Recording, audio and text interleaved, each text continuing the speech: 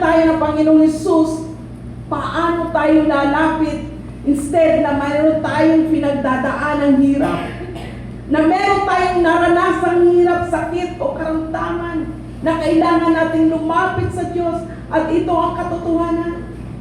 Number 3, ano ang paghihirap ng ating Panginoong Hesus? Dahil may malalim na mensahe. Malalim na mensahe. Ito yung deep message ng Diyos. Nang sumigaw ang Panginoong Hesus, bakit mo ako pinabayaan? Tanong ko ulit sa inyo, pinabayaan nga ba ang Panginoong Hesus? Ang kasalanan ay may presyo. Binayaran na ng Panginoong Hesus. Tinubos tayo sa ating mga pagkakamali. At ang presyong yon ay ang relasyon natin sa Diyos.